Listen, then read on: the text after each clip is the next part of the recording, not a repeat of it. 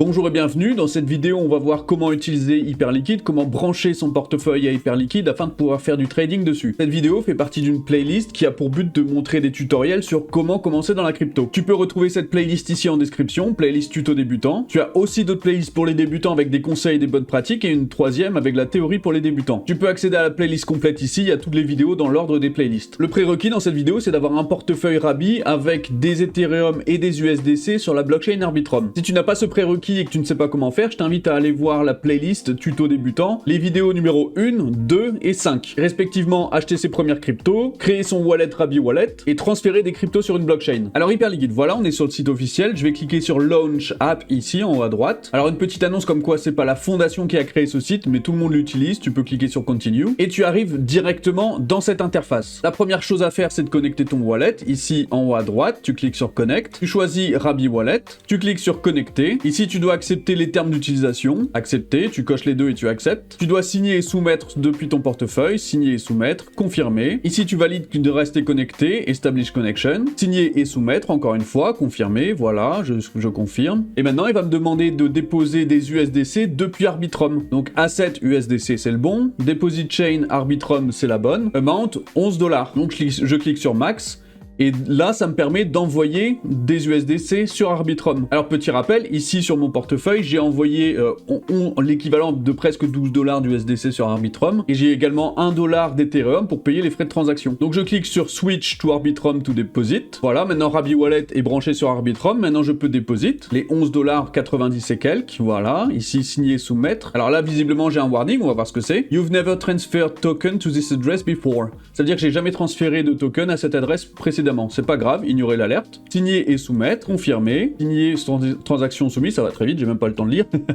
Et voilà, ça y est, mon wallet est branché sur Hyperliquid. Donc ce que je vais faire, c'est que je vais aller dans Portfolio ici pour voir si j'ai bien mes dollars. Et effectivement, j'ai bien mes $11,83 ici sur Hyperliquid. Alors on va voir les boutons ici, on a Link Staking qui permet de faire le lien entre ton adresse sur laquelle tu as stake des hype et ton adresse de trading. Donc ça c'est pour les stakers de hype, moi je fais pas ça. Swap Stablecoin ici, ça te permet de swap des USDC vers des USDT. Personnellement, j'ai jamais eu besoin de ça non plus. Ici, il y a un bouton qui est désactivé qui est un peu important à comprendre, c'est Perps Spot. Dans Hyperliquid, avant, ton portefeuille avait deux comptes. Il avait un compte Perps et un compte Spot. Pour la faire rapidement, Spot, tu achètes des cryptos et tu possèdes les cryptos. Alors que Perps, tu achètes des cryptos, mais c'est des contrats, tu possèdes pas vraiment la crypto. Et ça te permet notamment de faire de l'achat ou de la vente en levier. Par exemple, si tu investis $10 en levier x5, le trade final est de $50. L'avantage, c'est que si ça monte de 20%, tu fais x2, mais si ça diminue de 20%, tu te fais liquider et tu perds tes $10. Donc il faut faire vraiment très attention au levier. Alors ici, le bouton EVM Core, il faut comprendre qu'Hyperliquid a deux blockchains, une blockchain Hypercore et une blockchain HyperEVM. Pour l'instant, pour faire du trading, tout se passe sur Hypercore. Mais si jamais tu as besoin d'aller sur HyperEVM, c'est ici que ça se passe. Alors ici, tu as le bouton Portfolio Margin. La différence majeure entre le classique et le Portfolio Margin, c'est qu'avec cette dernière, tu peux par exemple avoir un collatéral en hype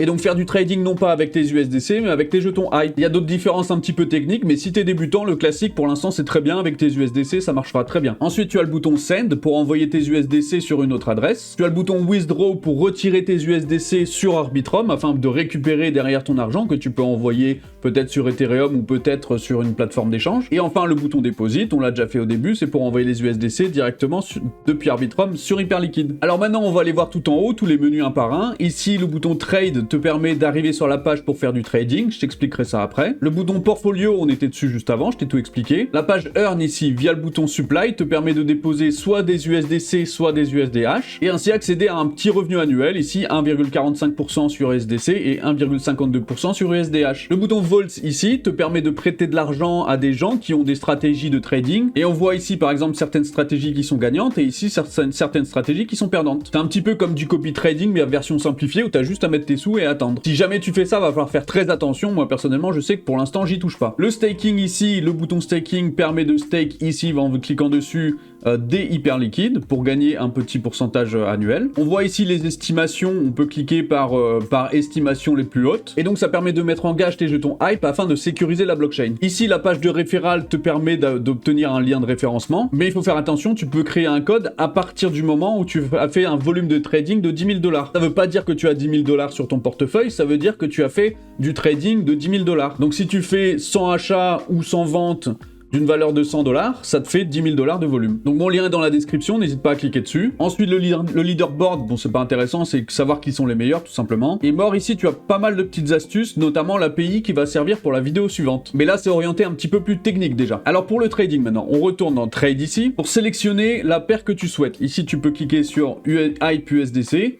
Et tu choisis quel asset tu veux. Quand tu vois marqué ici XYZ, ça veut tout simplement dire que tu peux faire du trading sur la finance traditionnelle. Et d'ailleurs, tu peux sélectionner ici crypto, tu peux faire du trading de crypto via ce bouton. Tu peux sélectionner TradFi pour faire du trading de la finance traditionnelle. Donc par exemple, si tu veux trade Google, tu tapes GOOGL, voilà, comme ça. Et là, depuis ici, tu peux trade du Google, soit en USDC, soit en USDT, soit en USDH. Allez, je vais sélectionner Google par exemple, USDC, voilà. Donc là, Hyperliquid nous prévient que c'est un déployeur externe qui gère ce marché-là. Mais globalement, sur ce marché spécifique, à titre personnel, je sais qu'il n'y a pas de souci, donc je confirme. Donc en haut, dans cette bande, tu as un petit peu toutes les informations. Le prix actuel, le prix Oracle, je vais pas en parler, c'est trop compliqué. Le changement des dernières 24 heures, le volume sur les dernières 24 heures, Open Interest, Funding Countdown. Je vais pas rentrer dans les détails, ça deviendrait un petit peu trop compliqué. Ici, tu as le carnet d'ordre avec les gens qui passent leur ordre. En bas, c'est les ordres d'achat.